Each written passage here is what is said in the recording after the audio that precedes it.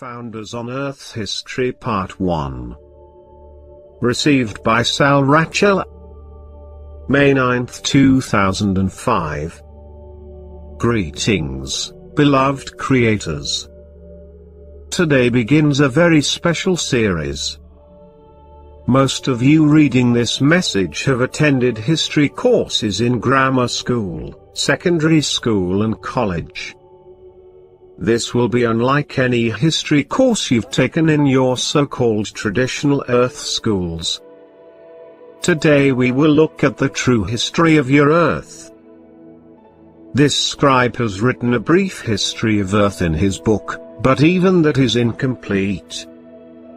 We will attempt to outline your planetary history in a broader stroke of the paintbrush, keeping in mind that time and space are illusory in nature, and any portrait of timelines is subject to distortion. The time frames we give here are the rough equivalents to your current 3D timeline. However, as this channel and many others have recently indicated, time can be changed and modified by your own awareness. Therefore, history is not written in stone, but is an ongoing tapestry of events, continually being rearranged and rewritten. All of time is like an infinitely large fabric, and each thread represents a probable or possible reality. The 3D world is a series of threads that are imprinted in the Akashic energy medium. Each event in 3D is an imprint, and this electrical impulse is recorded as having actually happened. Yet any event that has actually happened can be moved into another timeline, and you, beloveds, can jump from one timeline to another, both individually and collectively. Therefore, if you desire to change history, you can simply select another thread in the fabric and make that your new timeline. In your physics, you call experiments with this idea quantum entanglement. With this brief disclaimer, as you like to call it, we will begin. This universe you find yourselves in began about 20 billion years ago as a point of light within the mind of God. This point of light was contained within a greater point of light, which was contained within a greater point, etc., into infinity. There is an aspect of the Godhead that has always existed and that expands and contracts an infinite number of times. All of life is continually expanding and contracting, much like that device you look through with the colored glass, the kaleidoscope. During one of the expansion phases, approximately 4.5 billion years ago, your world you call Earth was formed out of primordial dust and gas.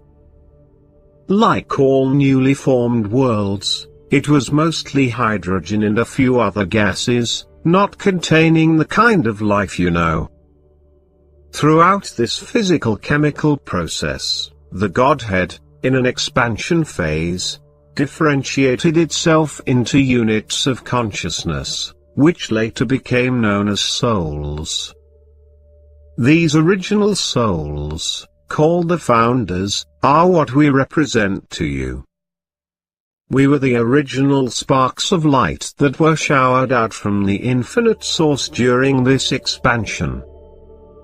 Our individuality began approximately 1 billion years ago, and we went forth to explore the creation. We found millions of planets in their early stages of development, including your world, and we remained in the form of sparks, although actually to you we look like large blue-white stars. Due to our relatively rarefied level of vibration, compared to the vibratory states of these worlds, we were unable to experience life directly on any of these worlds, so we would simply overlight, or hover above the atmosphere of these worlds and observe the chemical processes taking place. At some point in the distorted time-space continuum, we decided to embed a tiny part of ourselves into the evolving worlds in order to experience them more directly. To do this, we created a multitude of energy patterns, precursors to what you call the DNA molecule. You would call these precursors light packets of conscious energy. These light packets were able to descend in vibration down to what you would call the 9th or 10th density. At that point, we were able to create intricate configurations of light codes, which you now call DNA keys. These DNA keys were the actual building blocks of life as you know it. We then densified these keys down to what you call 7th density, the first level of the actual DNA codes. As 7th density beings, we were finally able to experience this expanding universe directly as inhabitants of evolving worlds. We scattered our seed throughout the universe, going to many regions of the ever-expanding galactic clusters. As the clusters differentiated further into individual galaxies, we began the process described above and incarnated into several regions of each galaxy. Your galaxy, the one you call the Milky Way, was seeded in several quadrants. Your quadrant began in what you call the Lyra Vega region. It is here that the first 7th density forms were manifested, through manipulating and permutating the DNA codes. It took us nearly 900 million years to perfect this process, and it is only within the last 100 million years that we were able to create life forms in all the densities down to 3rd density. The process of differentiation is difficult for most Earth souls to comprehend. The best analogy we can give is that of cellular division.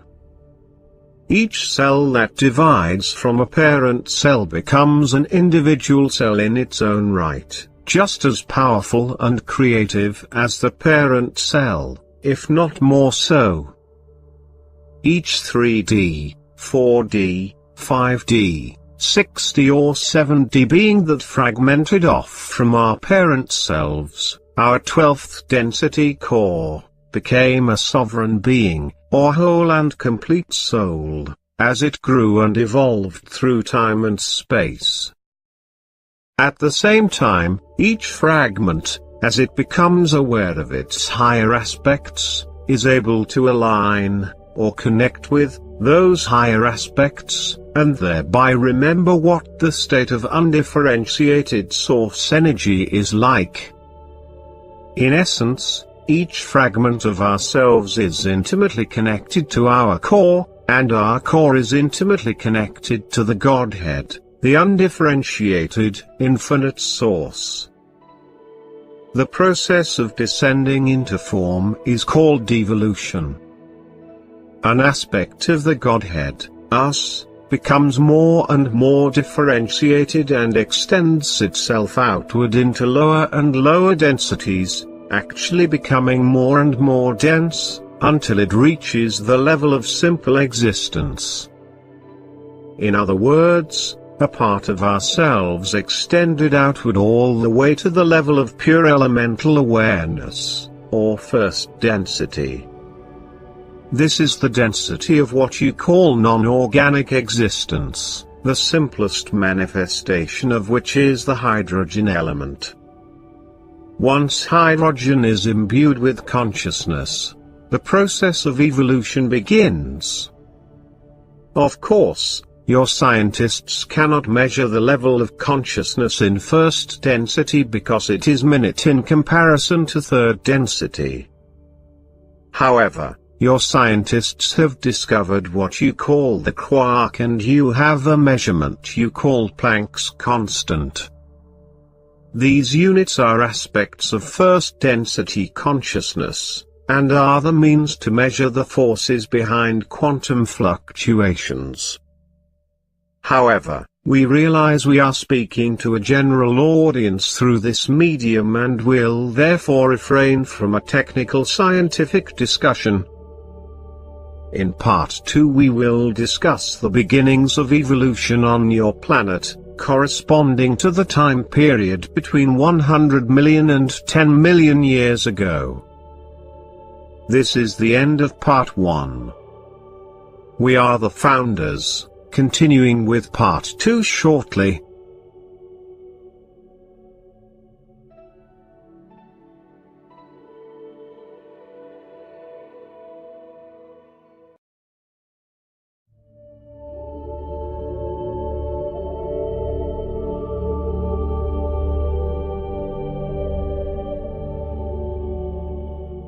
The Founders on Earth History Part 2.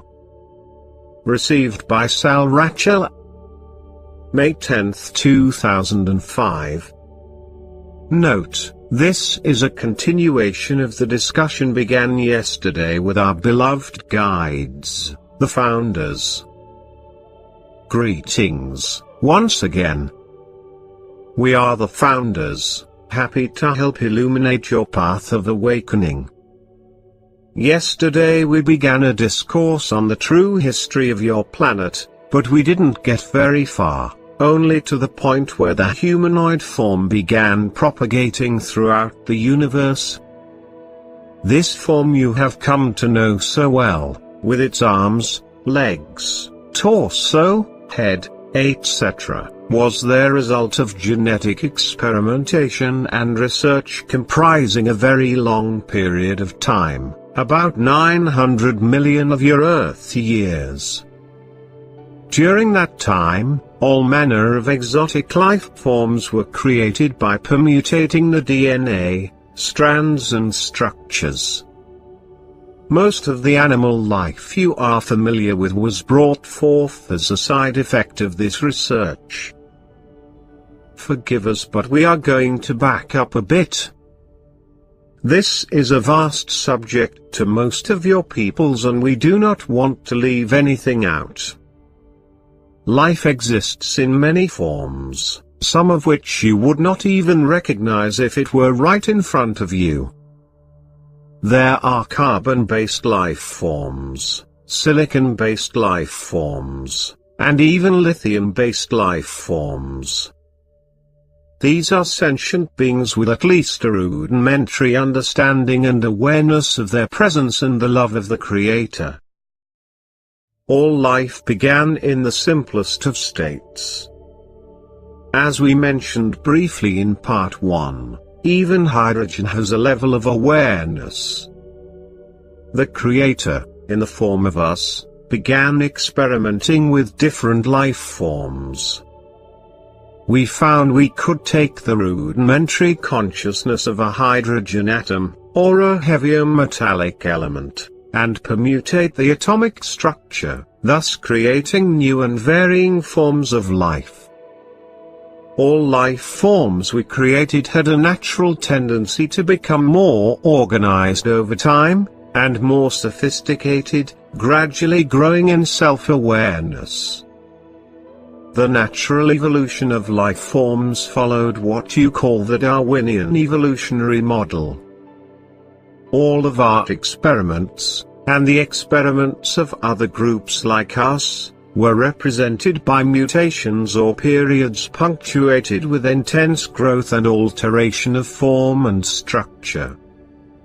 Your scientists do not understand why there are so many mutations and alterations in living organisms.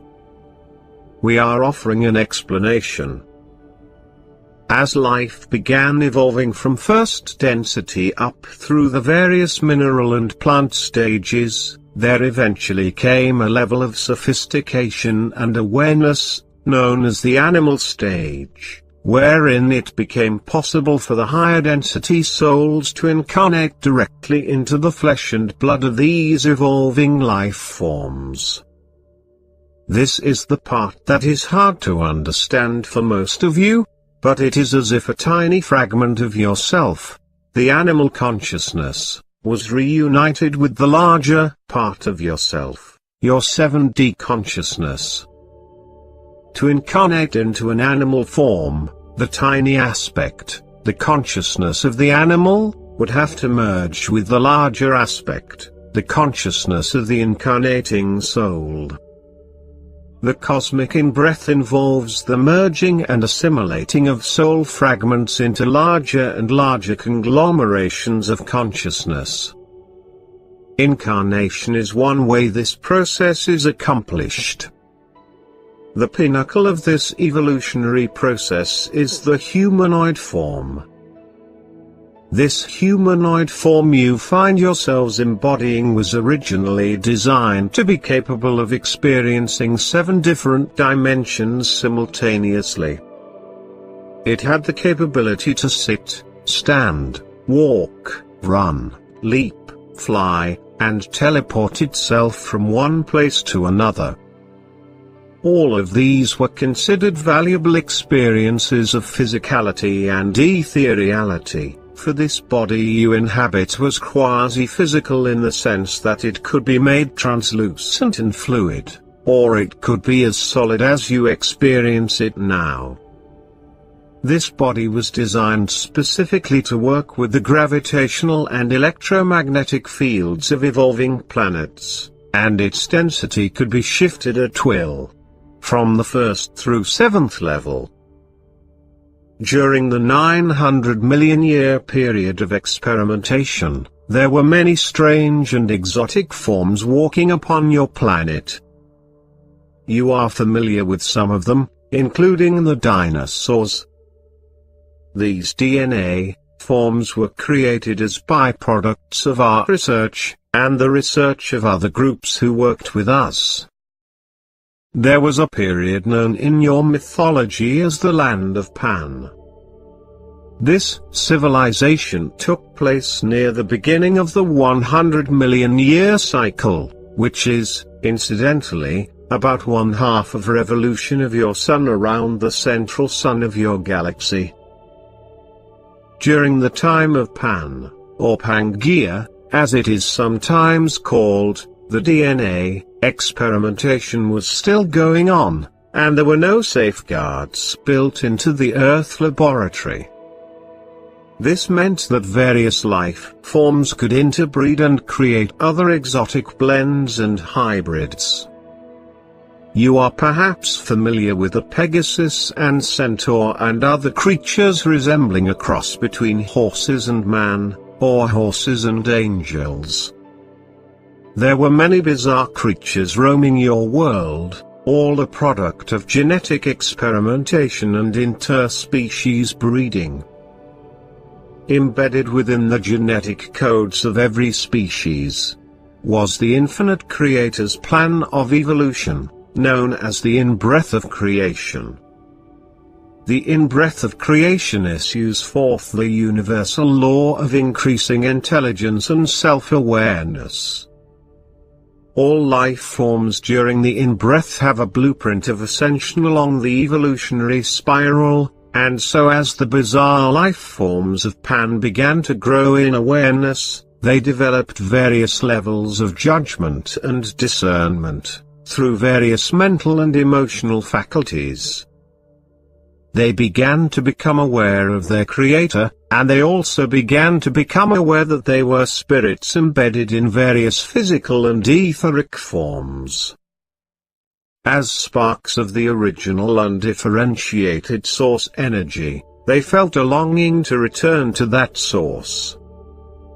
They began to realize that a part of that source had split off from the vastness of love and light, and was going through this outer experience of embodiment. This is the allegorical reference to the tree of knowledge of good and evil in your religious teachings. These life forms were given a realm of creation in which to learn how to become gods in their own right. This realm is known as the 4th dimension, or the realm of mind and knowledge and imagination. Within the blueprint of every life form is the desire to create like the Creator, just as within every child born of a human parent are the potentialities, hopes and desires of the parents. Every spark of divinity, as it experienced the various physical embodiments and species, was also developing its desire to become a creator. The infinite Creator made a decision, a long time ago in earthly terms, to place no limits on what could be created by its fledgling children. This was known as the law of free will, and this law has been the source of all pain and misery upon your world and countless others. The Creator gave each one of you the ability to create unlike the perfect blueprint. Within your fourth-dimensional canvas, you could paint any picture you desired, from the lovely to the grotesque. The Creator wanted to experience every conceivable idea and see it manifest on the canvas of the imagination. And so it is that many of the Creator's fledgling life forms experimented with their own DNA, to the point of creating misshapen, malformed and convoluted creatures, with similar convoluted mental processes. Many of the sparks of divinity, souls, who ventured into these uncharted realms became so mesmerized by their own creations that they forgot there were seventh-density beings of the Creator's light and love. As they became more and more immersed in these lower densities, they became identified with the physicality and ethereality of these realms. This is referred to in your religious teachings as the original fall from grace.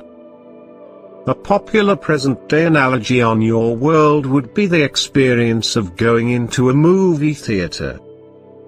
When you are deeply engrossed in the movie, you forget about the outside world, until the movie is over, and then you wander, dazed and confused, out of the movie theater, slowly piecing together the reality you left just 2 hours earlier. However, in the case of your fall, the 2 hours is more like 100 million years. So, beloveds, we have two processes unfolding here.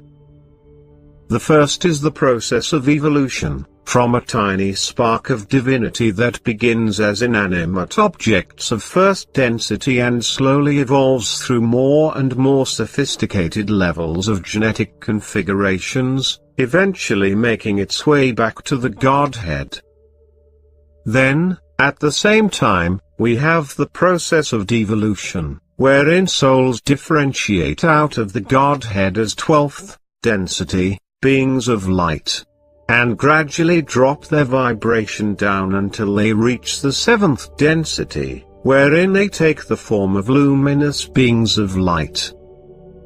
It is at that point that they then differentiate further through the process of incarnation, until they are able to experience all the levels of evolution, from a grain of sand to the source from whence they came.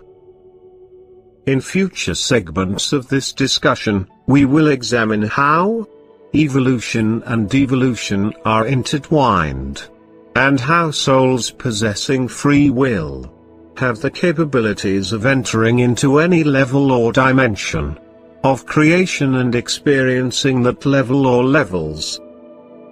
We will also continue with the history of your Earth, examining the civilizations that have come and gone from your world over time, and we will explore the various star races that have incarnated and invaded your world and influenced the life forms evolving on Earth.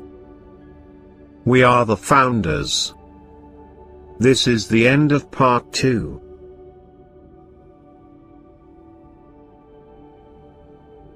The Founders on Earth History.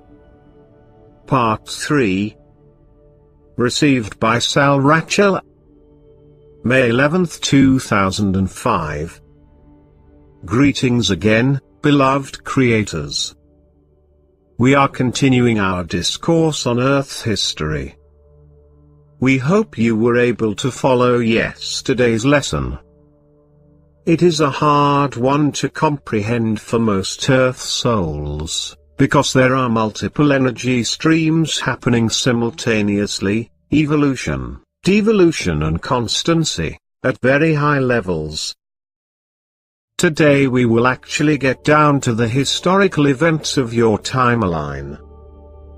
As we and the channel have mentioned many times previously, time is fluid and not set in stone as your rational minds would have you believe.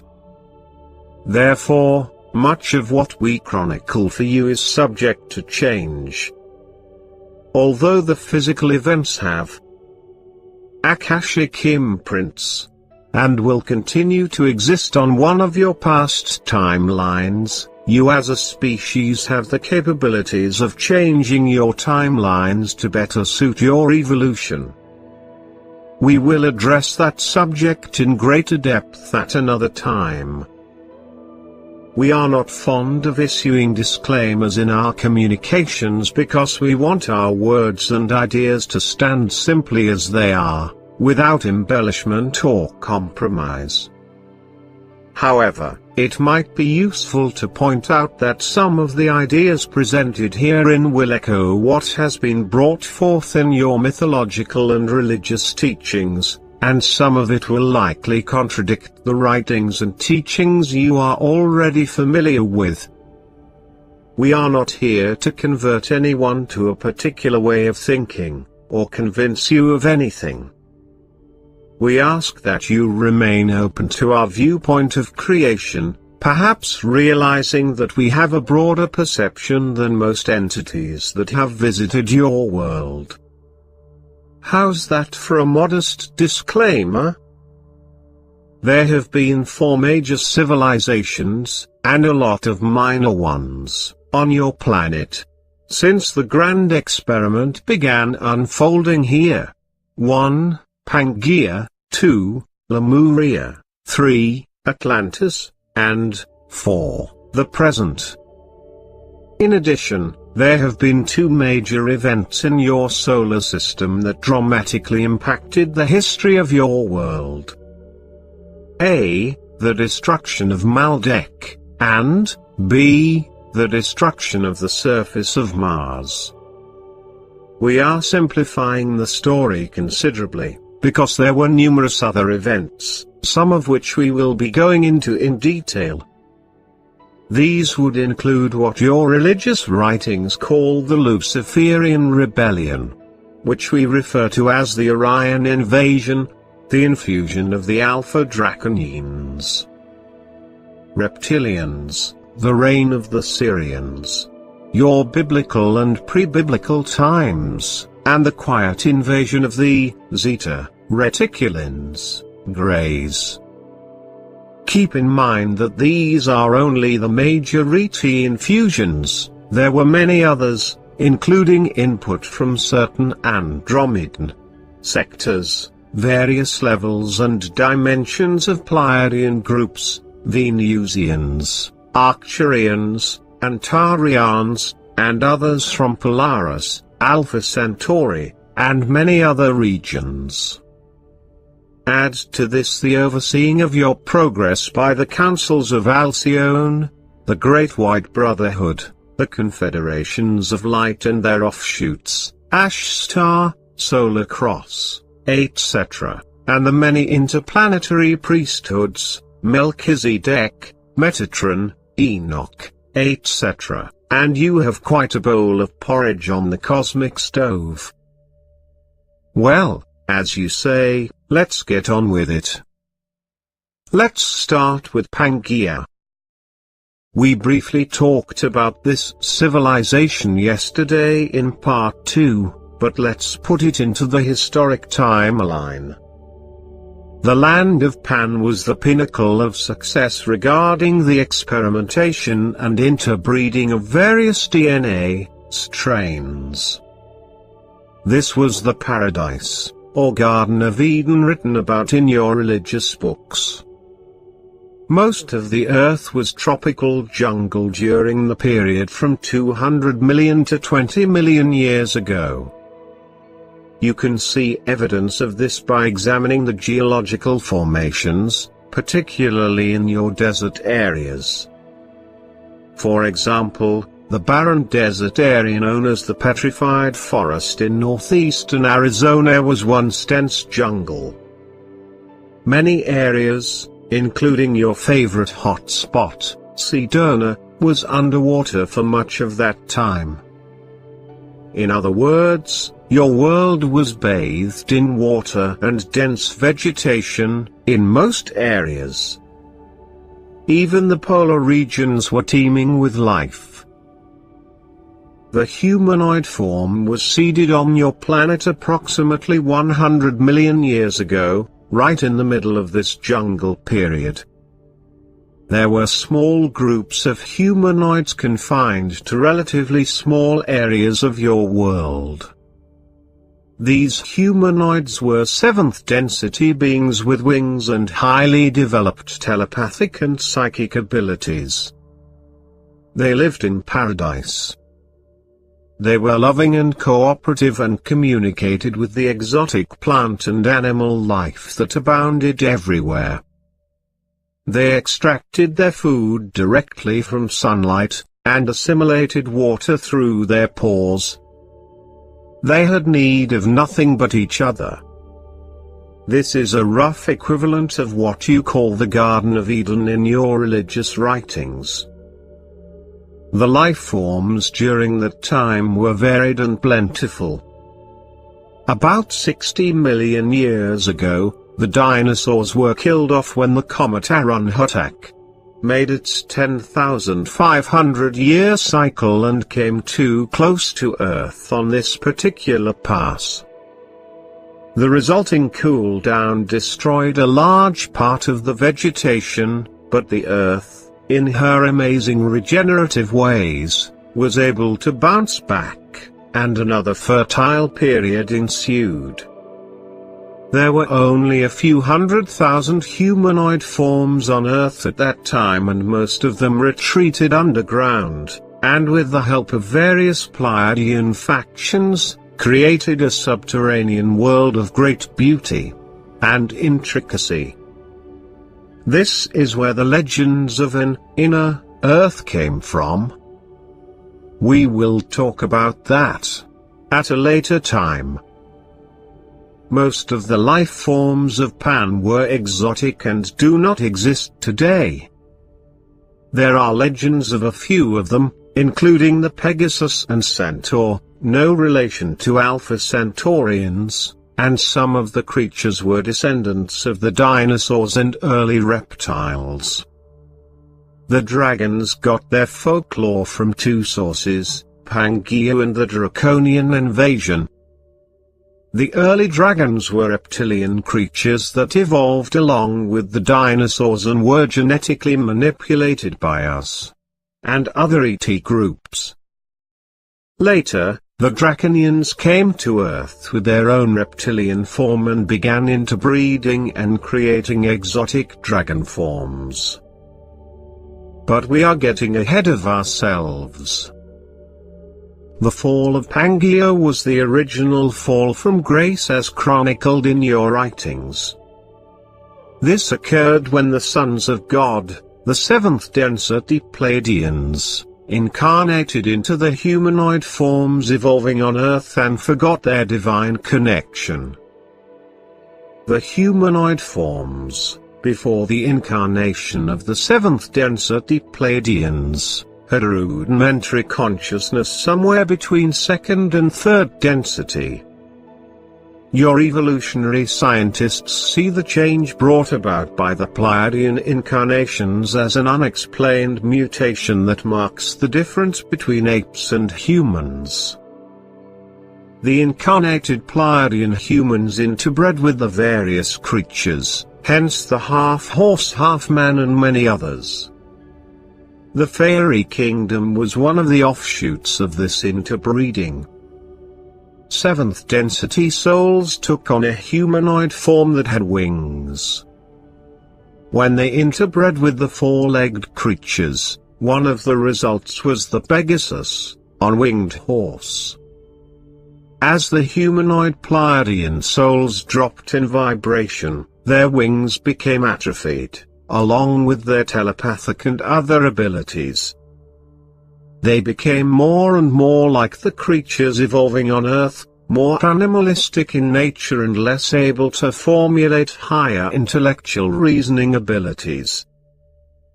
All this continued until approximately 10 million years ago, when the end of the cosmic cycle occurred and the electromagnetic polarities shifted. At that time, great storms raged across the Earth. As a result of the changing M frequencies, a flood wiped out most of the creatures residing on Earth. This is referred to in your religious writings as the Great Flood. At that time, most of the Earth became covered in water, with a few remnants of land and life remaining here and there. This is the end of Part 3. We are the founders.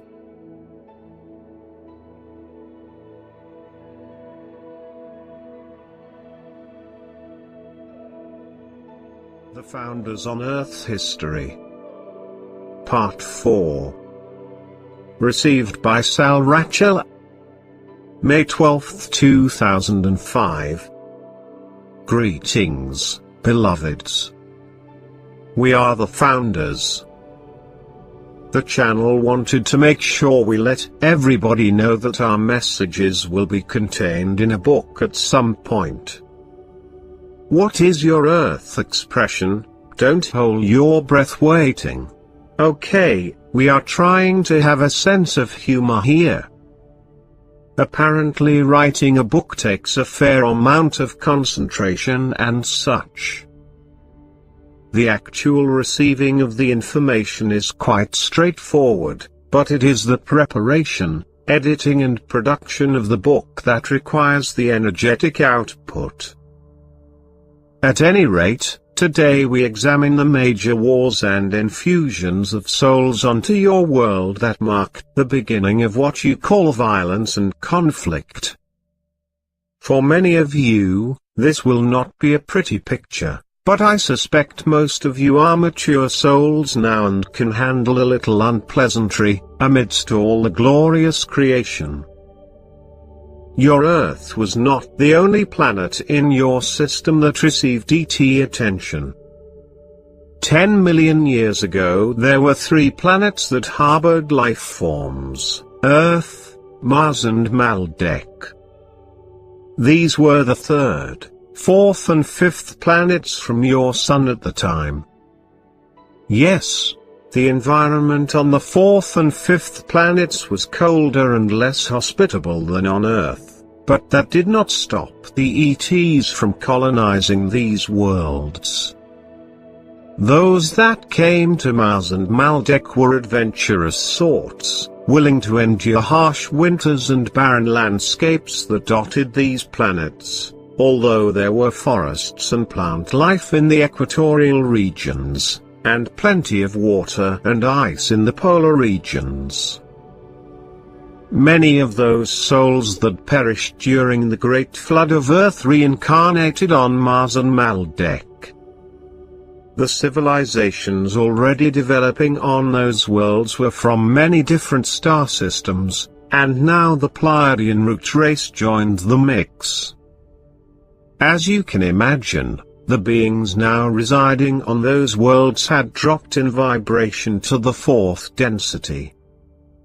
Souls born into a 4th density world did not receive the same kind of loving attention that souls in 7th density experience.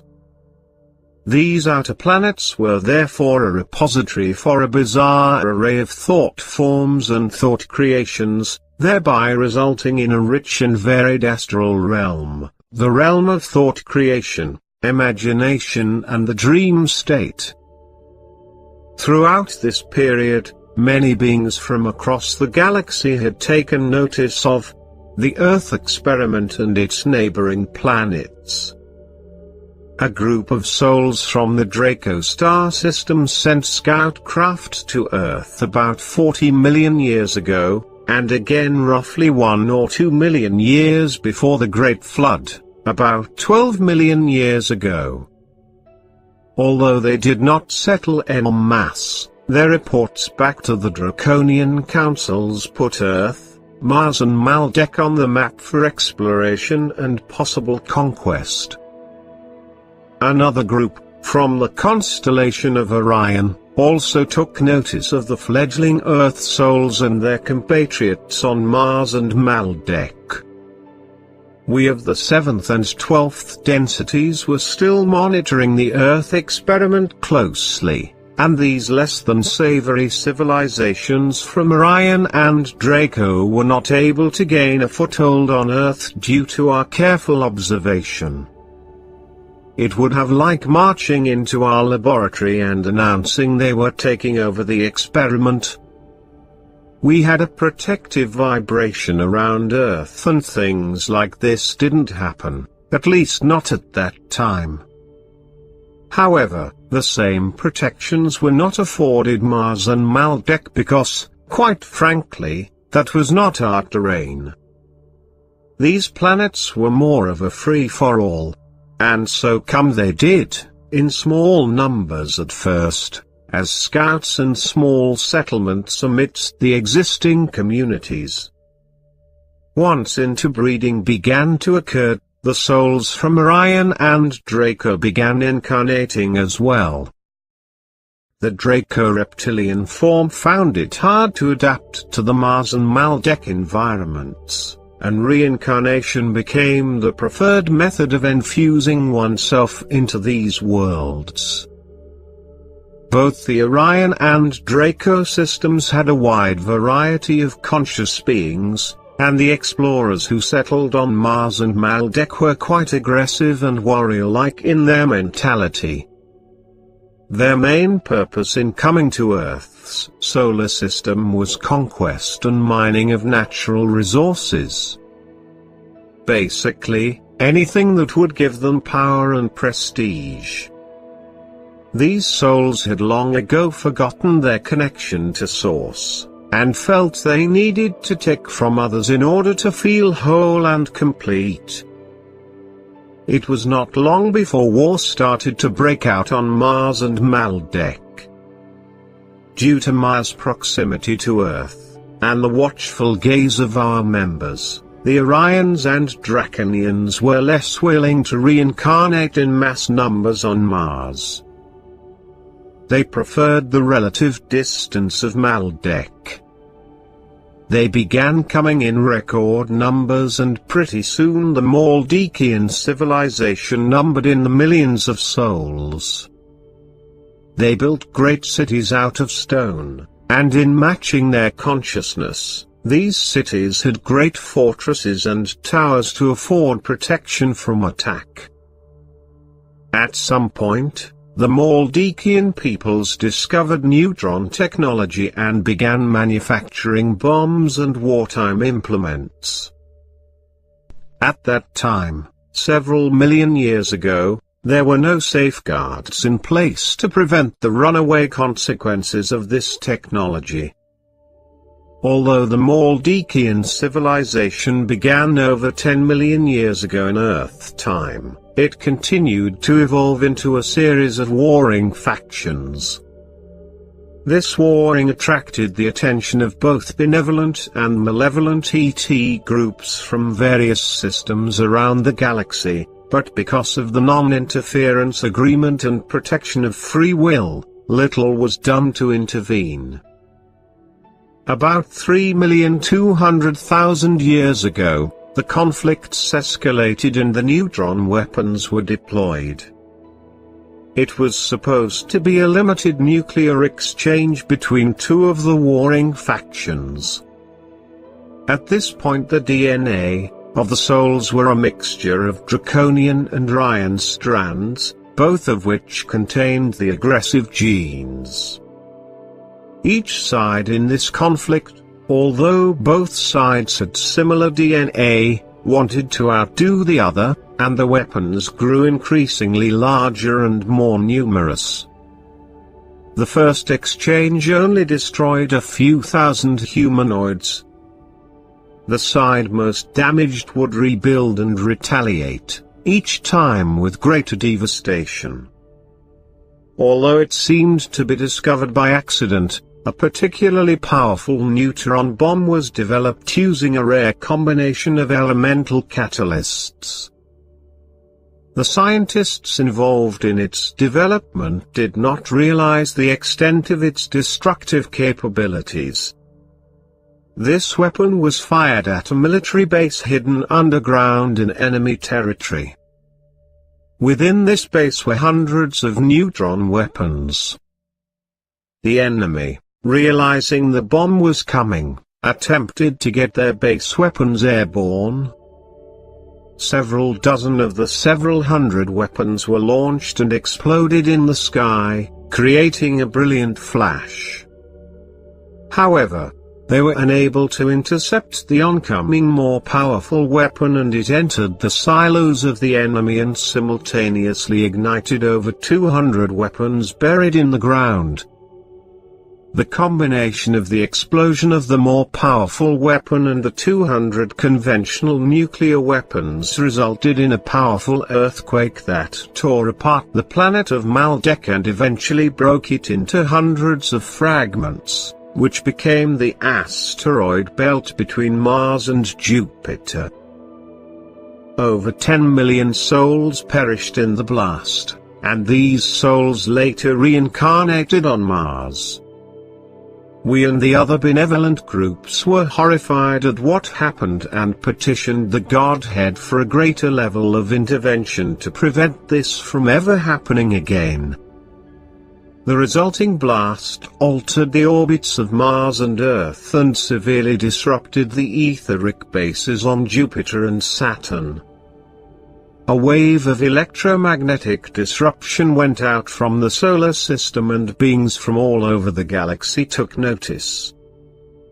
A council was convened in the Alcyone system, home of the Great White Brotherhood, and it was established that no more complete planetary destruction would be allowed anywhere in the galaxy. This is the end of Part 4. We are the founders.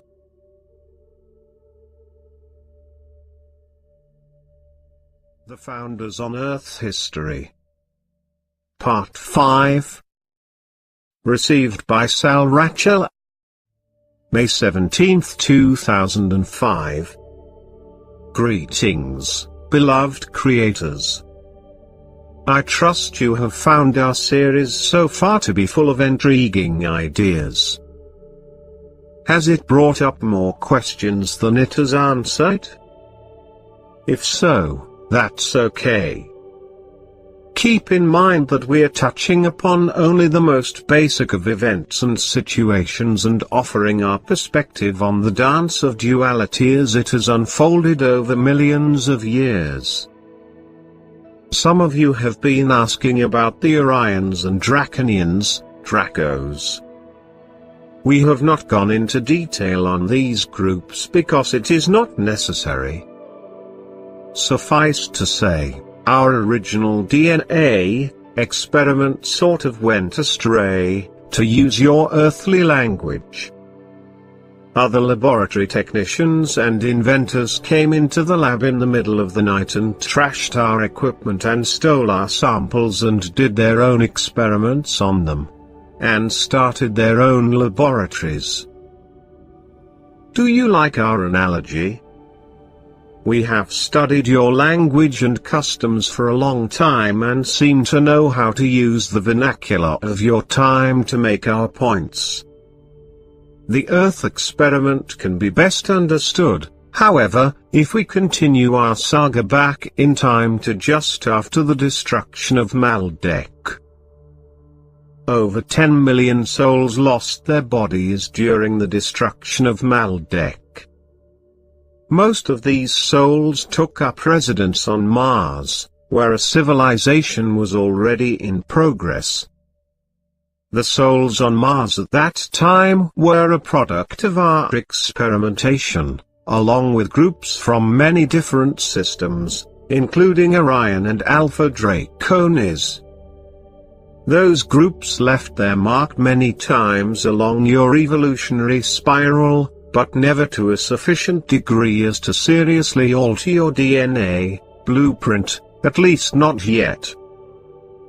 The souls from Maldek incarnated in the usual manner through breeding among the Pleiadian, Orion and Draconian lineage of Mars. The civilization on Mars grew significantly in numbers, until there were over 100 million souls. We will not go into the principles of soul fragmentation at this time, but suffice to say, that the 10 million souls from Maldek fragmented into approximately 50% of the Mars population within a period of only a few thousand years. As the population grew on Mars, the fragile atmosphere became strained. Due to their distance from the Sun, both Mars and Maldek had thin and delicate atmospheres that could not take the strain of large populations, not to mention nuclear weapons. As the Mars civilization continued to grow, unrest between the various factions grew, especially since many of the Maldekian souls had not learned the lessons of war and had left their bodies suddenly during the catastrophic events there. Although most souls are counseled in between lifetimes, there was still a policy of non-interference, except to prevent another planetary explosion, and so Mars inhabitants were pretty much left on their own as long as they did not develop weapons sufficient to destroy the entire planet. The explosion of Maldek had altered the orbit of Mars, and changed the EM frequency band significantly. The climate changed and great canals were built to transport water from the tropical and polar regions into the desert intermediate zones. As the climate continued to become more unstable, wars broke out over water rights and eventually conventional weapons began proliferating. A form of dirty atomic bombs were developed, using heavy metals, uranium, plutonium, etc., and a war broke out using these weapons. Many souls were warned by members of the Brotherhood of Light, later the Confederation of Planets, and were assisted in building underground shelters and eventually underground cities. The Brotherhood and its related organizations neutralized many of the weapons to prevent a repeat of the Maldek experience. Nevertheless, the Martians blew holes in their atmosphere and severely disrupted the ecological balance to the point of rendering most surface life forms extinct. Some survivors of the atomic bomb blasts made their way underground and joined those already there. Once underground, they continued to rebuild their civilization, until a new level of order emerged. Of the approximately 100 million surface souls, about 10 million survived and went underground. To prevent further attacks, the underground cities of Mars were sealed off from the outside world and scientists managed to create an artificial environment capable of sustaining up to 20 million souls. Over time, great dust storms spread across the surface of Mars and eroded most of the cities and their architecture.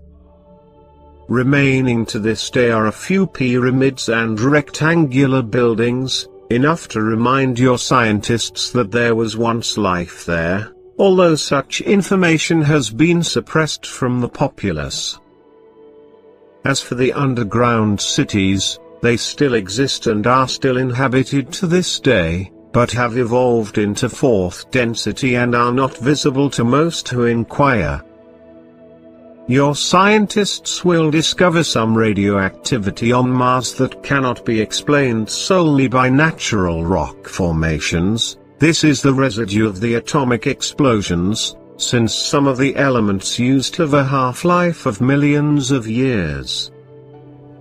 What happened to the 90 million or so souls that did not go underground?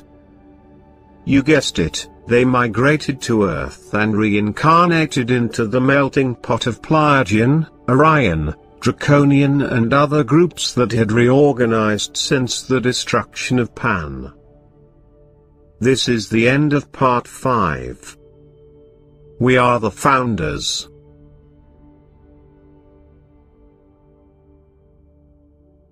The Founders on Earth History. Part 6.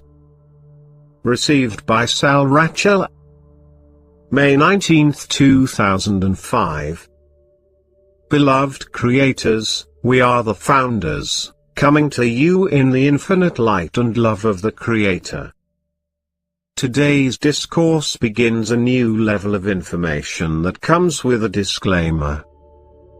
The material given in this discourse and the ones that follow is based on information that has been heavily suppressed by certain powers and influences that have been in control of your planet for a very long time.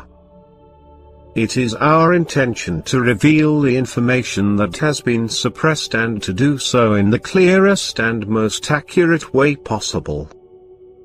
We are not aware of any souls in earthly embodiment that have disseminated this information in the past with 100% accuracy. This is due to the difficulty involved in extracting the information from the Akashic records. Although all information in the universe is freely available to anyone who sincerely requests it, only those souls that are no longer able to be influenced by the councils of Rigel and the Draconian councils have been successful in getting through the system of distortion placed in the ethers about your planet. In some of your channeled writings, this etheric distortion is referred to as the frequency barrier. Until recently we have not been allowed by the Godhead to tamper with this etheric distortion field. It has only been since about 1950 AD in your timeline that divine intervention has included the ability to remove etheric distortion fields from your planetary sphere. In later discourses we will examine the levels of veiling put upon your vibratory sphere and the reasons for each veil. Some of the veils are a naturally occurring phenomenon related to the drop in vibration experienced by 7th density souls on their way to experience 3rd density reality. Others were placed intentionally by various benevolent factions in order to prevent the so-called dark forces from gaining too much power and thereby violating the free will of ascending souls. Other veils were placed intentionally by so-called dark forces in order to prevent ascending souls from gaining enough power to put an end to Orion, Draco and Sirian involvement with Earth. Since there are apparently no earthly souls that have been able to extract all this information successfully, we caution that this channel may not be able to extract all the information. Sal Rachel and the founders make no guarantees of complete accuracy for any of the channeled information given here. We urge extreme discernment when viewing any channeled material and would encourage you to be wary of any channeled material that claims to be 100% accurate. That said, we need to lay some groundwork for what is about to be discussed. The Luciferian rebellion is discussed at length in some of your religious writings, including a highly distorted book called Urantia, that to the best of our knowledge was brought to Earth by the councils of Andromeda. The information contained in that book was offered by various entities in the Andromedan councils who attempted to access the Akashic records during the period 10 million BC to the time of Jesus Christ. Some of the information is accurate and useful, but the Andromedan entities were unable to pierce some of the veils surrounding the period detailed in these discourses. Therefore, many of these entities relied on second-hand information given them by various members of the councils of Betelgeuse, and members of Sirius A and Sirius B, who were participants in the Earth experiment during the time periods covered herein. Many of the archangels and ascended masters had accurate information pertaining to that time period, but were not allowed to disseminate the information due to violations of free will and non-interference. The energy transmissions of our group, the Founders, and several other high-density groups, are sufficiently able to pierce all the veils, regardless of who or what put them in place. There are certain visualizations and DNA code patterns associated with the stargates and portals that must be accessed in order to pierce the veils. The ancient mystery schools existing at various times on your planet were set up primarily to move souls along the spiritual path to the point of being able to access these stargates and portals. The system of initiations and rituals given through such secret and not-so-secret orders, as the Brotherhood of Masons, the Rosy Cross, Rosicrucians, the Order of the White Rose, and the Order of the Purple Rose, were for the express purpose of teaching souls to pierce the veils. In the beginning of these organizations, a number of souls attained knowledge of the stargates and portals and were able to pierce some of the veils. However, these souls were not evolved spiritually to the point of being able to remain pure in heart and mind, and many misused the information given. Due to lack of discernment, they gave the DNA codes to various negatively polarized ET groups, which enabled these groups to enter the stargates and portals and wreak havoc in the astral and etheric planes of Earth. These entities merged their DNA codes with the codes of evolving Earth souls, both directly through energy transmissions and through mass incarnations, thereby corrupting the original intent of the secret and not-so-secret mystical orders. All of the mystery schools mentioned above, and several others, have been infiltrated by negatively polarized ET factions, and as a result, the leaders of these organizations are controlled largely by the ego-based desire for power and control over others. This ego-based lust for power and control can be very devious and subtle, masquerading as one-upsmanship and spiritual pride at having achieved this level or that level in the organization. With each level attained, the individual accumulates a greater degree of responsibility for the functioning of the organization and regulation of its members. This is especially dangerous when the ego is in charge. There have been numerous well-meaning world leaders who have gotten caught up in these negatively polarized energy fields, while still believing they are doing the work of God. This is one of the reasons certain elements of this information have not been revealed until this time. We, the Founders, are confident that there are now enough souls pure in heart and mind that would not, under any circumstances, misuse the information that we are giving it through several channels at this time, including this one. We are not giving actual DNA code configurations during this current transmission, but we are giving the energy patterns necessary to pierce the veils. Some souls who attune to these messages will be sufficiently evolved to be able to pierce the veils directly. Others will need the proper DNA keys and codes, which will be given later. It is not our intent to withhold any information that is needed by your planetary light workers. However, even at our level of awareness and vibration, we have made what you would call errors of judgment in times past that partially led to the current situation on Earth. To the best of our knowledge, there are no ET groups or channeled entities that are immune to these errors of judgment. Free will is a complicated and challenging principle at all levels of evolution. While we thoroughly understand the mechanics of free will, we use the utmost caution and respect when making decisions that affect the free will of millions of Earth souls. Up until about 1950 AD, there were virtually no controls in place to prevent the light and dark factions from battling it out to the bitter end.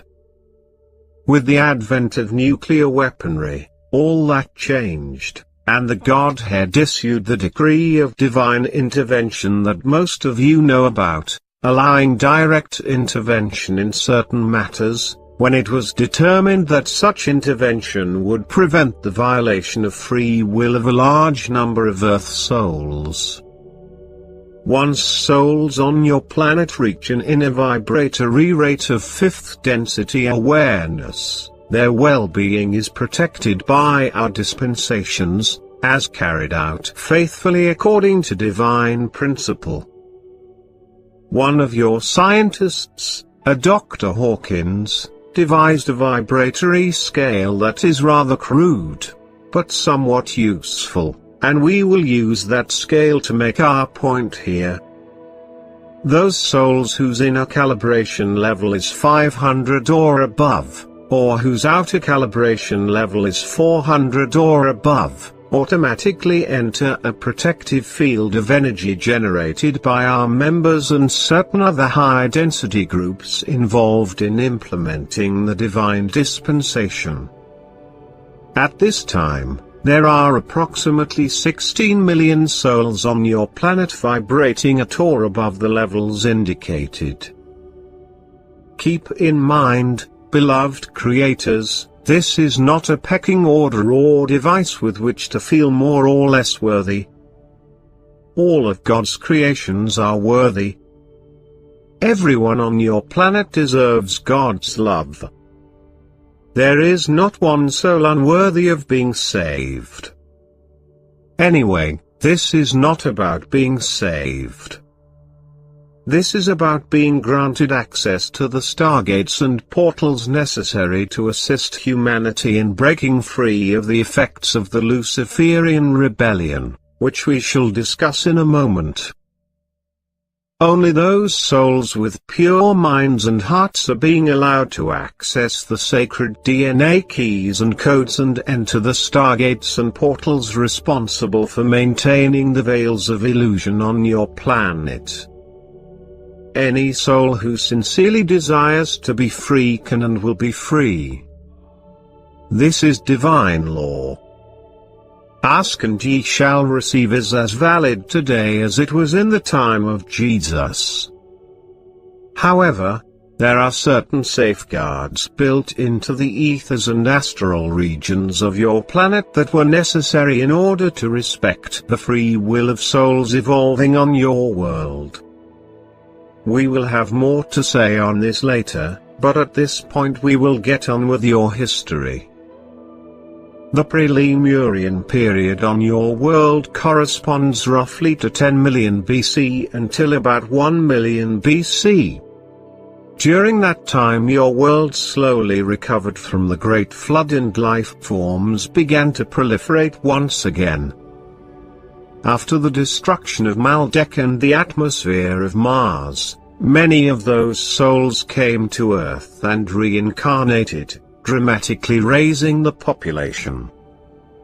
Earth was once again mainly a tropical jungle, with about 90% water cover, and only the polar regions were cool by comparison.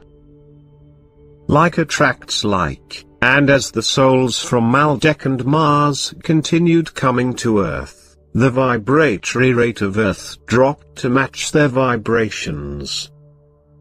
When the awareness level of Earth dropped below fifth density, souls from neighboring systems were able to access the stargates and portals surrounding Earth, which were not regulated at that time, except by the law of attraction. Although the Orions and Draconians already had a foothold on Earth, they came by leaps and bounds once the vibration dropped below fifth density. This is the end of part 6. We are the founders.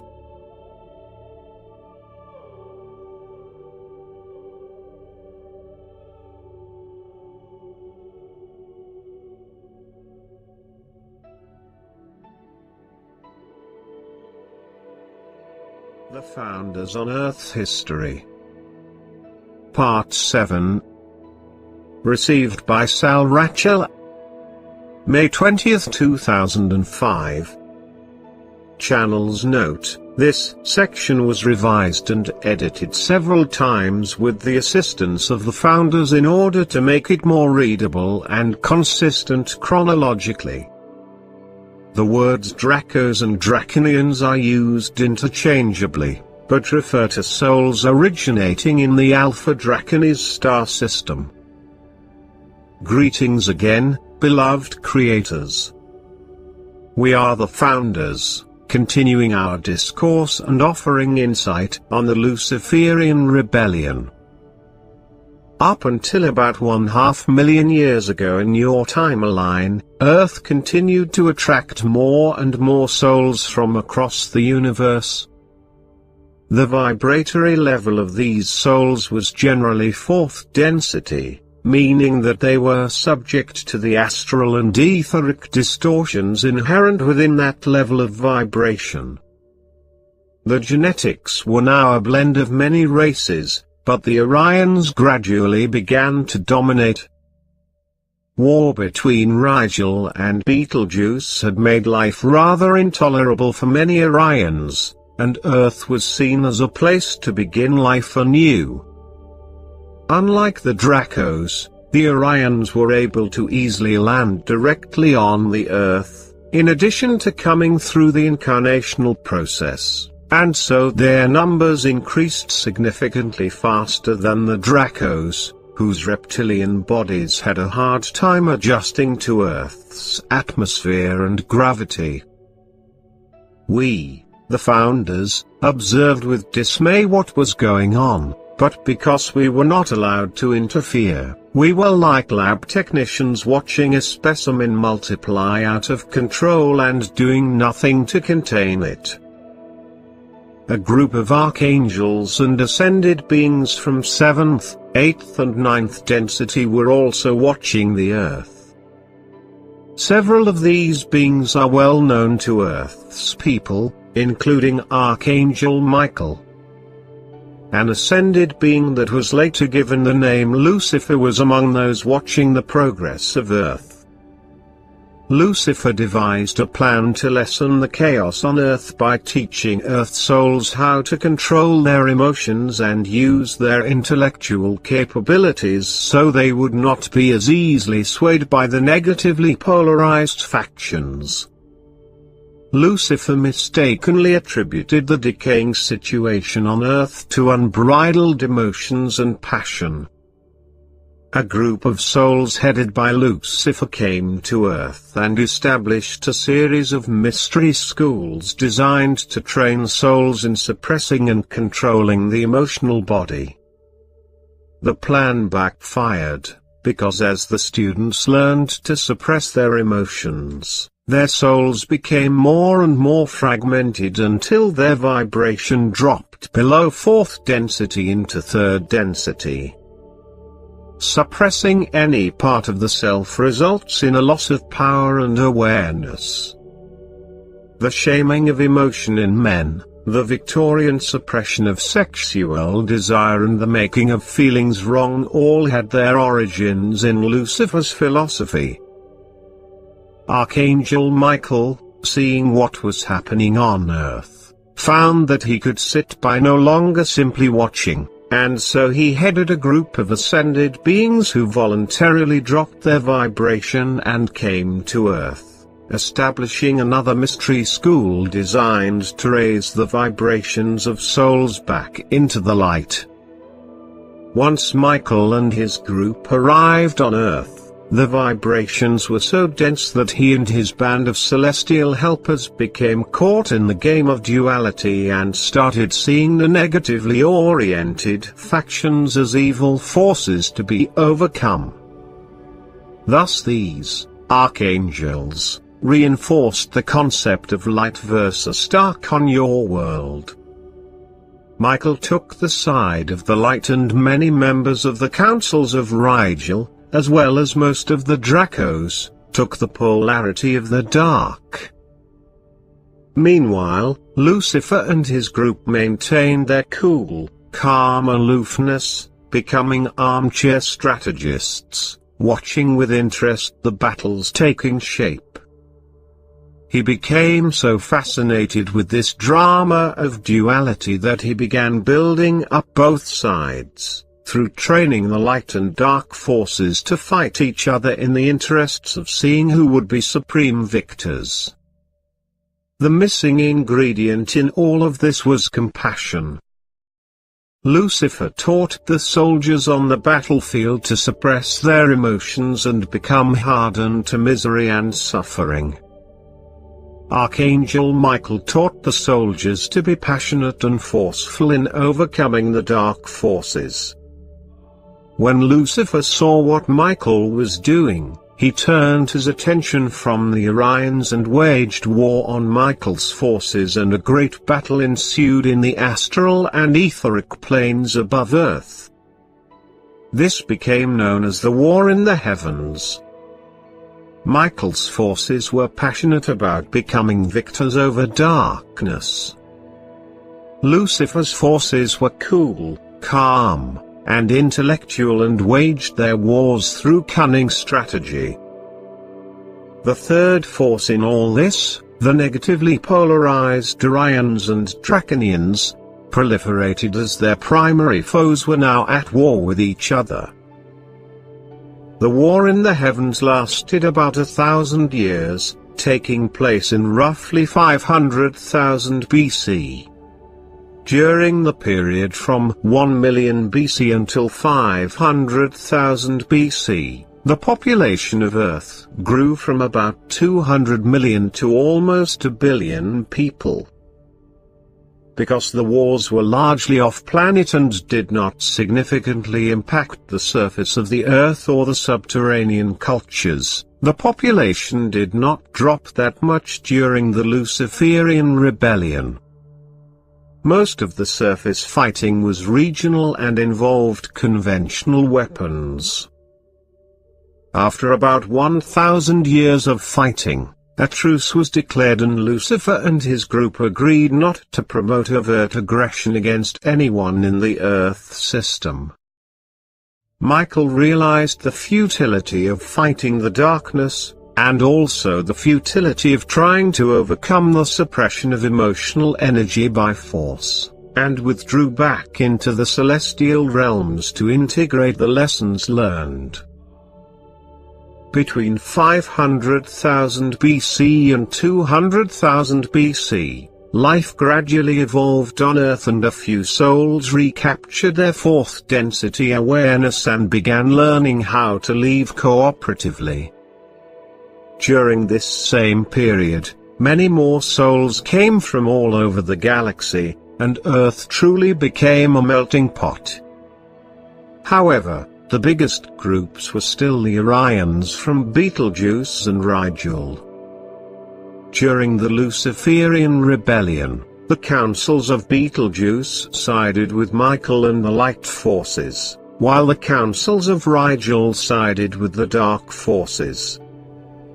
Although there was very little overt hostility during the transition time following the rebellion, both Orion groups generally confined their breeding to their respective polarities, thereby retaining their DNA structure. The Betelgeuse factions remained more peaceful while the Rigel factions continued to be domineering and aggressive.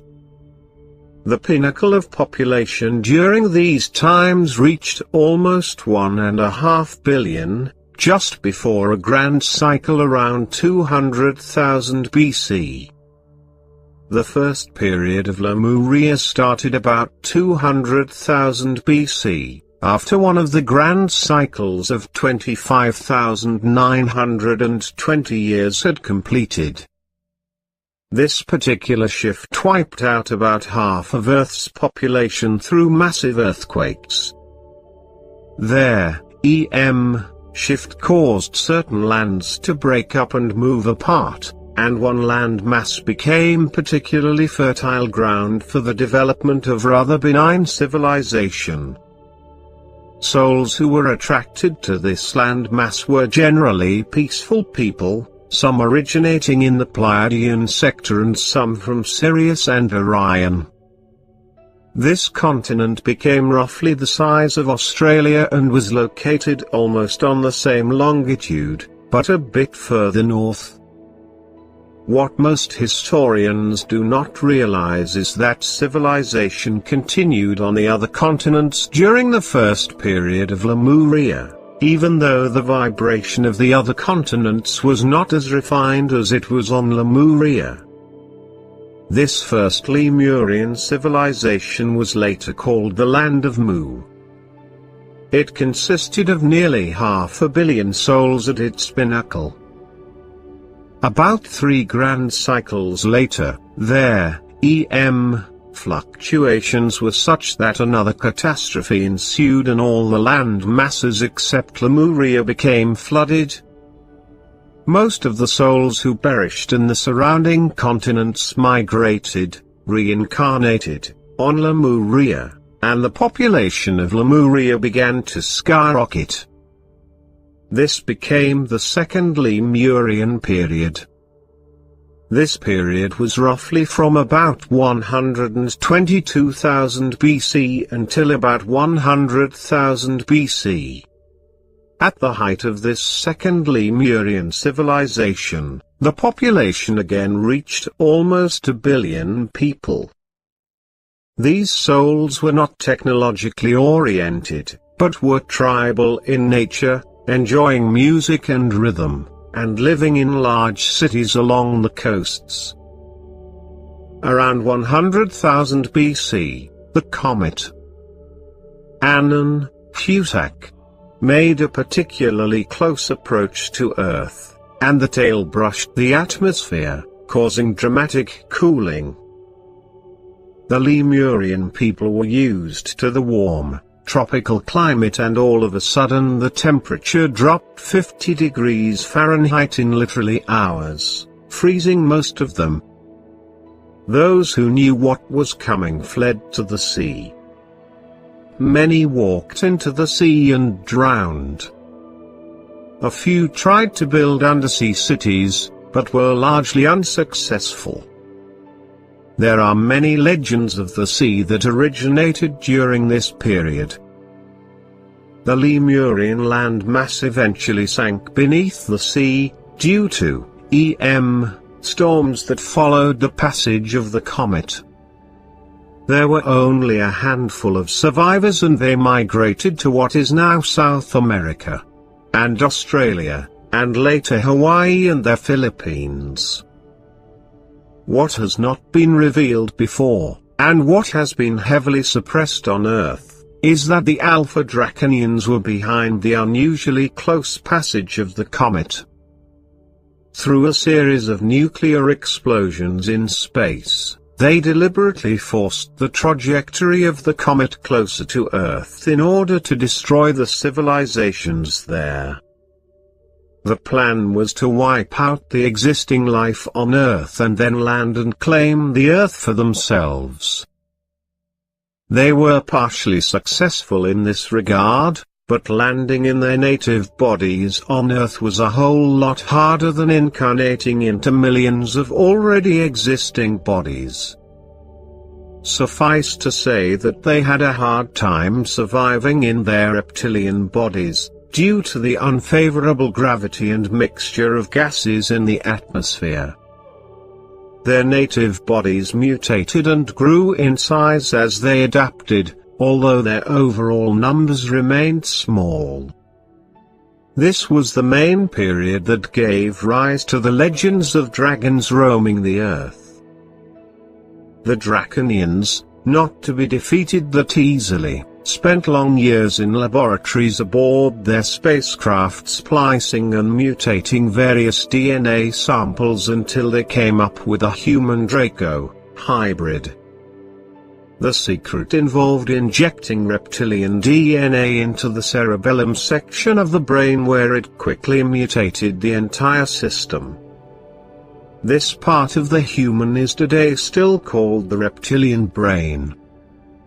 While the characteristics of this part involve aggressive and competitive behavior and the fight-or-flight syndrome designed to protect the organism, these characteristics, when combined with Orion DNA, became especially potent and dominated the entire organism. Today, about 80% of the DNA in humans is Orion in origin, or maybe we should say, Orion Draco hybrid. What is commonly thought to be human nature is the result of this DNA manipulation by the Draconians and subsequent incarnation by the Orions. As stated in this channel's earlier works, our original DNA blueprint that we were so proud of was reduced to less than 20% of the overall makeup of human beings. Due to the low survival rate of the Draconians after the destruction of Lemuria, the percentage of humans with true reptilian DNA on Earth has remained rather low. Most of the settling of Earth after 100,000 BC and before Atlantis was done by the councils of Rigel and councils of Betelgeuse from Orion. Note: long after the wars in the Orion sector came to an end, over 100,000 years ago, many of the factions that migrated to Earth continue to stay locked in battle mentality to the present day. As you can see by looking around, this trait ranges from civilized militarism and fervent patriotism to overt hostility and barbaric customs. This is the end of Part 7. We are the founders.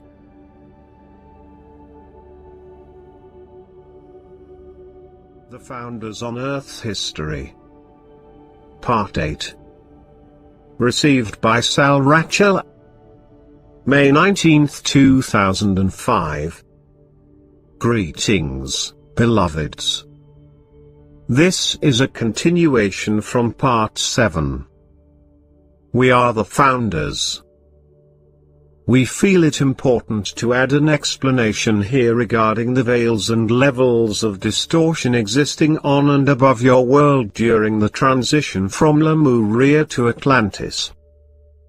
Both the Alpha Draconians and the Orions had fleets of ships orbiting the Earth during this period. These ships were largely in fourth density. The two groups had a loose alliance based on trading of technology in exchange for keeping hostilities at bay. One of the technologies they had developed was a high-intensity electromagnetic beam capable of disrupting the etheric fields around the Earth.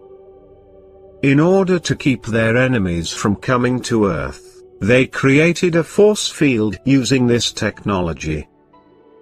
This field not only kept incoming ET groups at bay, but it created a distortion in the Akashic fields surrounding the Earth.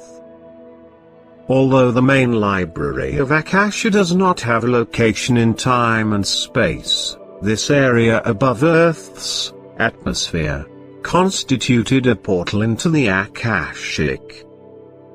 This is one of the reasons retrieving information during this time period has been so difficult. Another important factor to consider here and one that has been written about in your books, is the quarantine that went into effect after the destruction of Lemuria. Because the vibratory level of humans had dropped so significantly, Earth was no longer considered a safe and desirable place on which to settle peaceful, loving groups. To prevent the Orions and Draconians from corrupting astral and etheric civilizations on neighboring worlds, a force field was put into place by the seventh density, Pleiadians, to keep Earth's business confined to Earth. This veil was not lifted until approximately 1987 AD. The time known as harmonic convergence. Once Earth's instability settled down after the destruction of Lemuria, the Draconians landed and attempted to proliferate, but had a hard time in their reptilian bodies. They then resorted to incarnating through the surviving Lemurians on a relatively stable land mass in what is now the Atlantic Ocean. At the same time, groups of Pleiadians saw the opportunity to once again settle the Earth, and they came as well, despite the quarantine. The councils of Rigel and Betelgeuse from Orion also came, and they found the atmosphere of Earth nearly ideal for rapid proliferation. The DNA of the survivors was now primarily Orion, with some Sirian, Andromedan, and Draconian energy as well.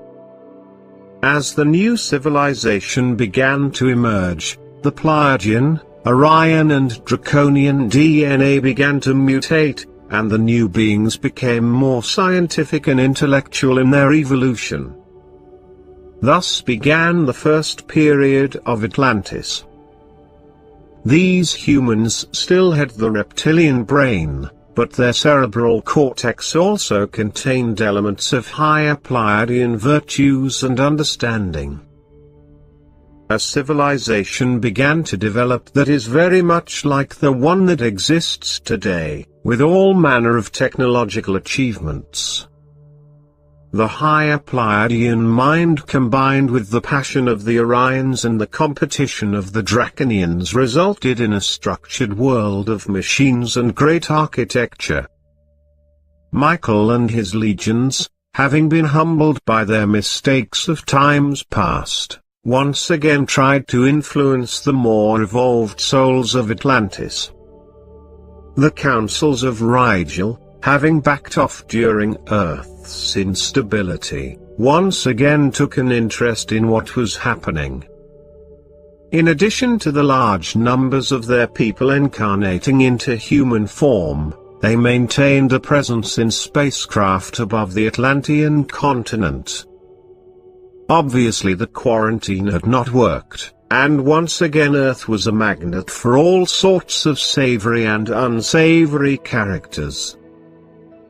The first period of Atlantis came to a partial halt during the end of the Grand Cycle in approximately 50,000 BC. However, the civilization was rebuilt and the final period of Atlantis began. There is much fairly accurate information about Atlantis in several of your channeled writings, including the works of Alice Bailey and Edgar Cayce. We will not duplicate that effort. We will say, however, that the downfall of the Second Atlantis occurred in about 23,200 BC, and was due to the misuse of crystalline energy generation systems.